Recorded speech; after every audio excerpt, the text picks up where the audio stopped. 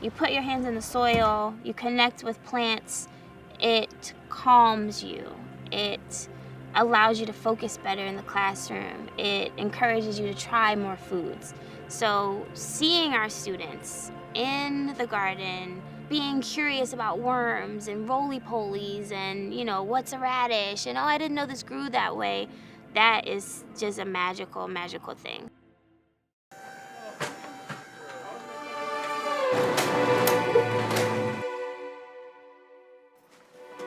The Social Justice Learning Institute is a small nonprofit based in Inglewood. Our mission is to improve the education, health, and well-being of youth and communities of color.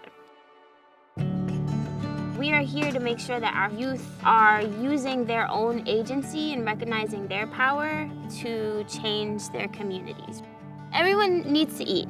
As a human, we all know what it feels like to be hungry, and we know when you eat certain foods, you set your body up to function a certain way. So in communities like Inglewood, where we find densely populated areas, lots of built environments, we find a plethora of access to foods that are high in calories, low in nutrition. If we only have choices that feed us in those ways, we see that the health outcomes in those particular zip codes are different than health outcomes where you see more green space and their farmers market. So when we started to recognize that that was a pattern across our communities, and we see health disparities based on zip codes, based on income level, based on the color of your skin, it's like, well, at what point do we say, we see what's happening, we need you all to change it, and in the meantime, here are some solutions that our community has come up with to do that.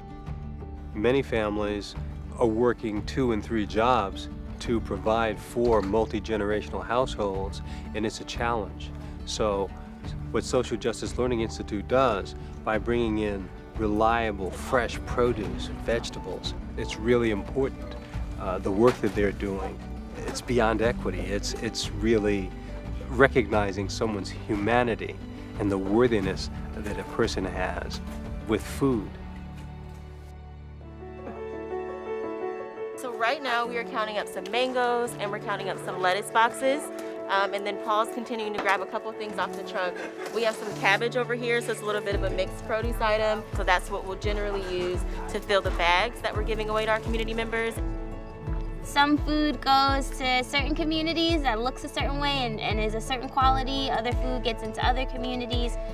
But a lot of that food gets wasted. 40% of that food just goes right into the trash can because the apples aren't red enough or someone changed their menu all of a sudden. So we've been able to partner with Food Forward. We bring that food right into our community and are able to give it to folks for free. First bag! Yay!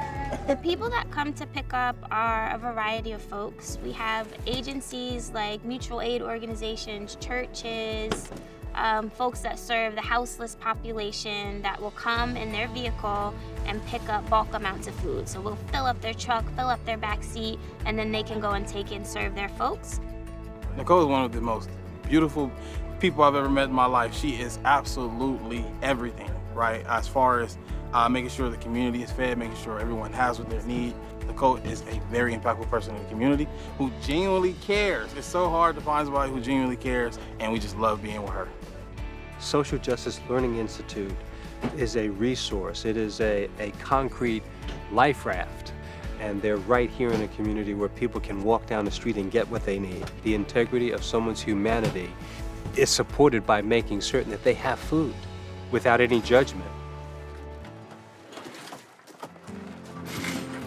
We have a whole education equity side of the Social Justice Learning Institute that very specifically deals with young Black boys in school, but boys of color at large. You may come to us because you have a need, but then what we try to do is envelop you and encourage you to, now that you've gotten what you need and you can thrive and not just survive, what kind of changes do you want to see in your community? How can you change things so that people don't need this the way that you did? And then we're going to help you, take that social change into action. I've been working with Nicole for a very long time now, where we've been giving out to the community fruit trees, starting gardens, and just giving fresh produce to the community. I grew up eating burgers and stuff like that, not really knowing the difference between fresh produce and regular food, you know, I wouldn't even tell like if something was bad. I used to be like, it just don't smell good. But now I'm able to tell the difference. I'm able to plant gardens. I'm able to do the stuff because of my understanding of the food development and how things work, how it grows, and it's actually broadened my horizon in the kitchen. So I'm actually a better cook because of it as well. Food is way more than just something that we eat. It is political, right? It is cultural. It is a matter of equity. It is a matter of justice. And one of the things I had in mind when I started this programming was that if people start asking, what's the deal with my food? What's the deal with what you're feeding my children? What's the deal with what I'm putting in my body and how it's connecting to the rest of my life? They're gonna start asking a lot more questions. What I want is for them not to only be able to ask the questions, but then to be able to tell their story and advocate for the changes that they want to see based on what they're learning. So yeah, this is way bigger than food.